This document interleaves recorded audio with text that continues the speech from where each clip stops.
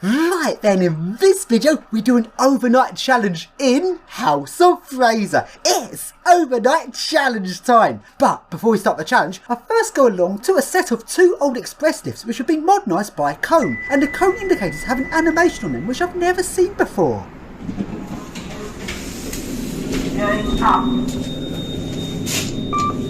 Doors closed.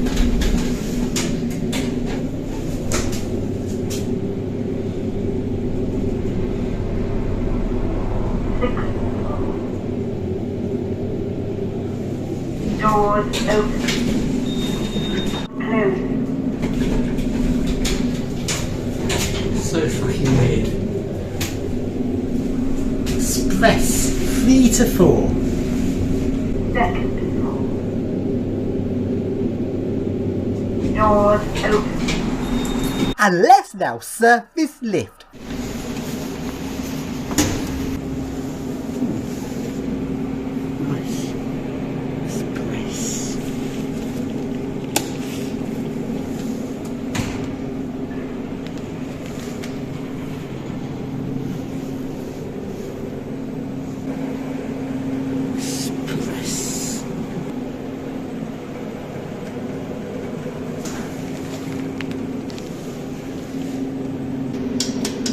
Fuck. No wonder it didn't open when I did it.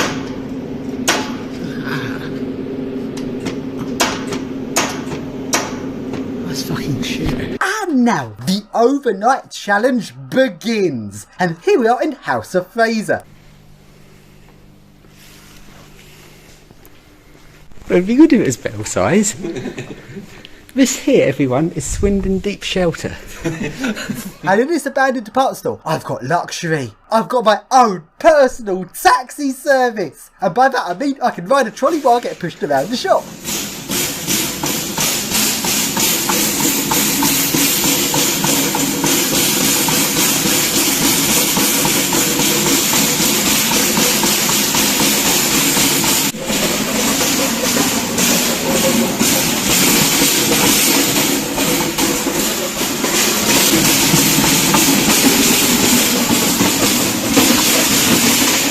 My head almost touches that ceiling.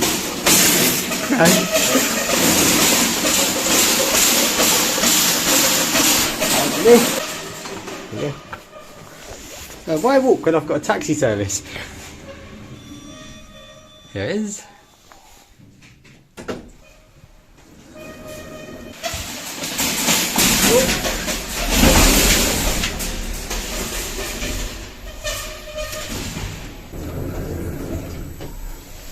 Was this useful?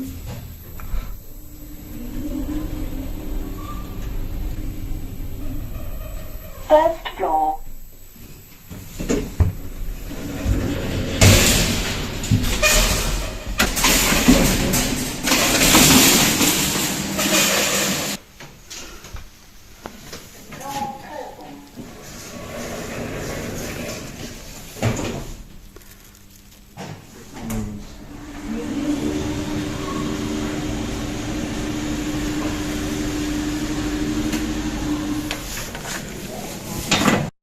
So then, in this abandoned department store, there are some mattresses left here. Let's now choose which mattress I'd like to sleep on for this overnight challenge. Which mattress should I use for the overnight challenge? Well, let's try all the different ones, see which one's best. Right, this one. How does this one feel? That is not comfy at all. That is horrid. That is like the cheapest, nastiest mattress. Certainly don't want that one. Do I choose this mattress? Oh, that's a lot better. Oh, that's much nicer. That's pretty nice. I could sleep here. Should I choose this mattress over here? Let's try this one.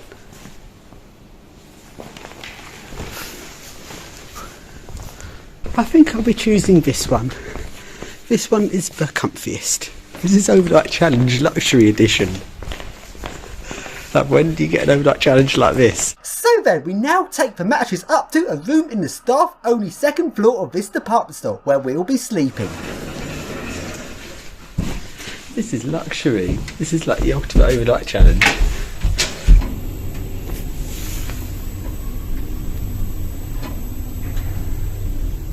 Second floor. Oh dear. It's so good, this overnight challenge.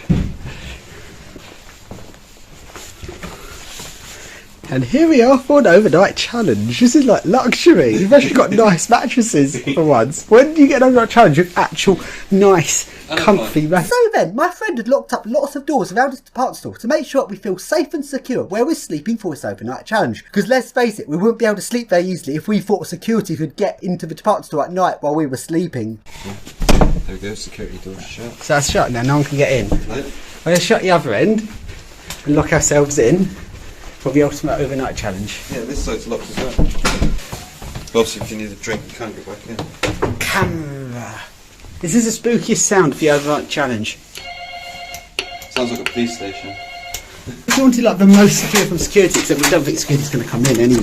But if we were worried about security coming in at night, this would literally be the ultimate place to sleep. Like literally, if you stepped in here, no one is getting in this room. This is the most secure room in the entire building. And along we go to a room which we could have used for a room where we sleep for this overnight challenge, which is the cash safe room, the most secure room in the building. Security would not be able to get to us in here, but then we discovered that this room is actually unsuitable. Safes. A chub safe. This is where we store nothing.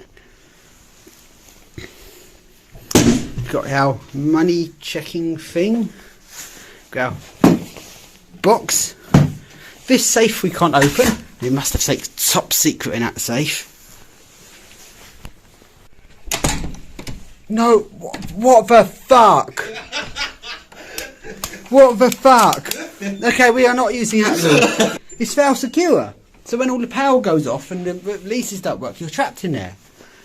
You could get trapped in here. If I was just doing urbex and I was on my own or with someone both went in there, we'd be trapped. Both the door release button and the emergency door release button both do not unlock the door when there's no electricity. The door is fail secure. We could have got trapped in this room. And now, before we go to sleep, well, let's take a look at an abandoned vending machine in this department store. And let's take a detailed look at how this vending machine works. Okay, Oh, it needs again, it wouldn't have bottles. yeah. Sorry, sold out. Well, you need to back in the test mode though to do that. Yeah, it's a menu. Not check. What was it? Program mode. Well, program, if you do it, we can change your price. Price cash. Go on that. Go into item 20. Oh yeah, key. Enter in which item you want, I think. What numbers we got up to? It's number 22 that we're programming. Oh god, you got to... Can't just hold the button. £1.40. Let's make it 3. There we go. So, 3. That's what we like when I thought it's 3 now. Yeah, 22's 3. So we exit that mode now. Let's put the machine back into service, and then we should be able to vend ourselves a drink. Just now going to do its pre-start check. There we go.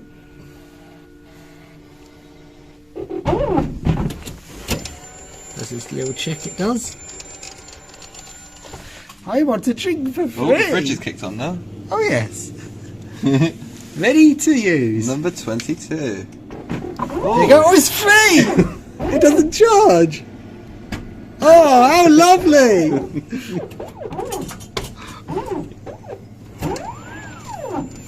Oh, my drink! Just what I wanted! A half-filled bottle of Coca-Cola. So then, it's now time to go to sleep. That will be nice and warm. This is like a perfect overnight challenge. I've never had an overnight challenge so comfy before. Pizza. Usually you can barely sleep on overnight challenges because they're usually really, like, difficult. No, this one's got a lock. This is like pretty much a hotel. Well, at least we thought at this point, the perfect easy overnight challenge. Turns out, it wasn't. We got to sleep at 5 o'clock in the morning because we're having so much fun in this part of the store. We literally, none of us feel like sleeping till like really late at night. So we went to sleep at 5 o'clock and we slept for just 3 hours because at 8 o'clock we got woken up by the sound of bang, bang, bang, someone was smashing down the doors which my friend had locked up around a department store. Now I did try and record this, but this little video here doesn't really show it out well, but I'll boost up the sound and see if you can hear the sound of the doors being smashed down.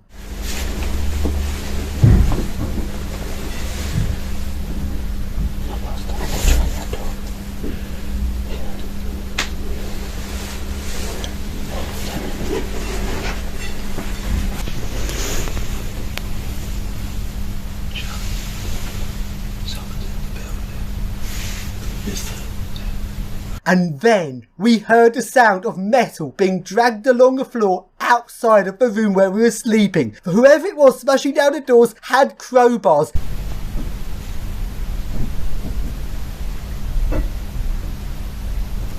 And they were proper going full on, smashing down every single door that my friend had locked up. This was incredibly scary. And I didn't manage to record this bit, but they were right outside the room where we were sleeping and they tried the door handle. And they couldn't get in as we'd locked his door.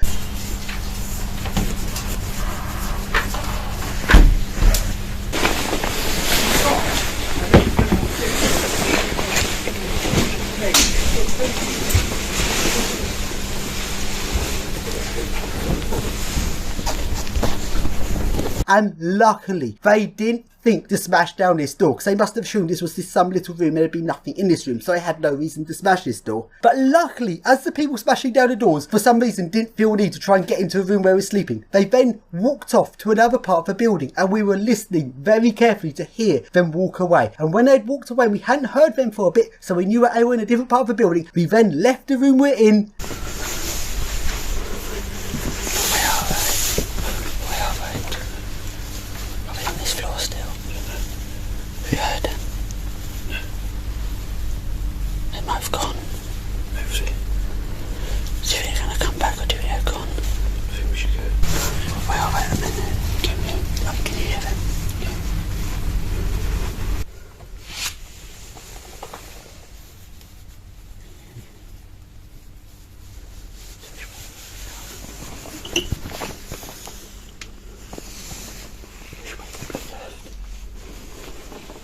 We were going very quietly through the building, listening out for any sound so we could try and locate where these people were in the building, because we had no clue who these people were.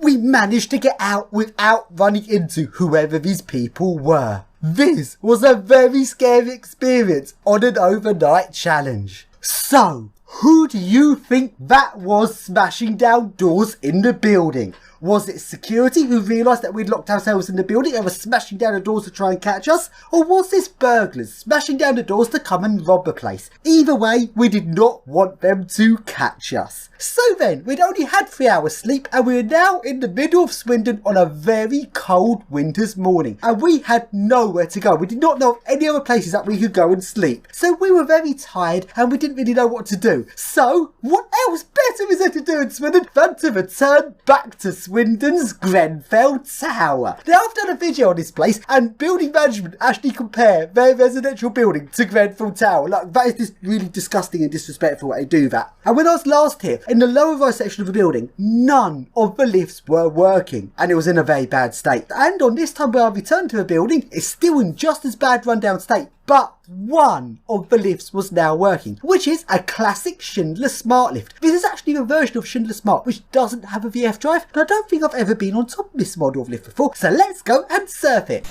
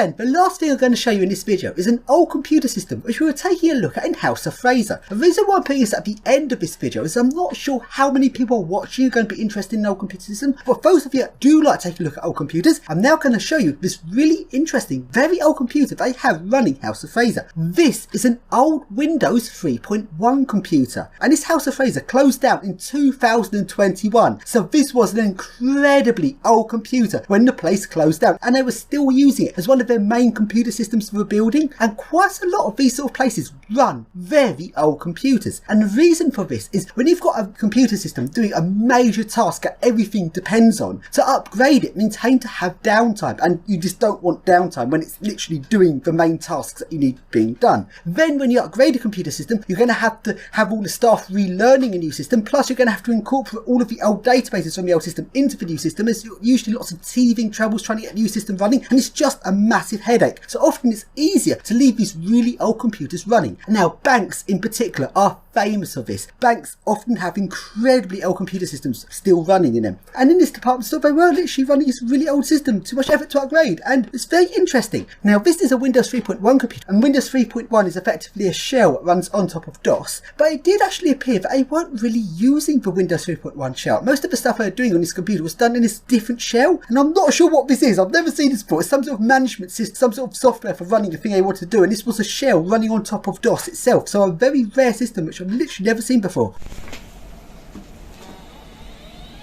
Where's the screen not on? Such an old hard drive. What date even is this computer? 4 4, megabytes. yeah. 4 megabytes of RAM. But I say, yeah, 496. That'd be kilobyte, yeah, 4 megs. What's going to be on this then? Is that some sort of weird old DOS system? Keyboard system error, F1. Yeah, it's lit up. F1. Oh, here we go, we're booting. What operating system will it have? MS-DOS. Hi Mem, I remember Hi Mem, that's from ages ago. What the fuck is this operating system? Why is this screen so crap as well? What's it called? PC... PCSD? What? Oh, PC soft disk. I've not heard of this operating system Press before. any key. Why is this screen so crap? We can only see part of the screen. Half the screen's dead, isn't it? Or the monitor's probably at the floor hard or something, I don't know. What do you do? Maybe we should try it on a different screen. Probably has to be connected to a network. Yeah, Terminal, let's try terminal. Oh. Hey, no, it's full screen now. What is this? What's it? Don't know what this is. Printer on and off. Oh, it's like a printer thing. Log Escape. Thing. It's printer log. How do I browse the computer's files? What's activate? There's something Windows related. View. Okay, let's exit to DOS actually. Alright, now we're back at DOS. Okay, now we can view what's on the computer. I can't see the keyboard so dark. Okay, that's what's on your computer. So CD ... to go up a level. Okay, that's what's on your computer. Oh, it does have Windows. Dates 1996. It does have Windows. Yeah, let's go into Windows. And can you start Windows? And Win should start Windows. So go now, starting Windows. There you go. Oh, it's Windows 3.1. You're right. It's Windows 3.1. What? Hey? What Do you reckon it's ever been started into this? I don't think it has. But normally it runs on DOS system, not even Windows Oh, if you had based. the speakers, it would went da-da. Oh, I need a mouse. Should change program. Mouse trackball. I'm afraid my Windows skills are not very good. I need a mouse to navigate this. I know you can do it without a mouse, but I don't actually know how. I want to know. Oh, I think there's a mouse around here anyway. Control panel. Colours, font, ports, mouse, desktop, power. Is there no about where it tells you like... What's task manager? Oh, control escapes task manager. Try files. What's this? Compact Welcome Center. Soft disk. No, it's not, is it? Is that it? Yeah. Not much to it. So not got like.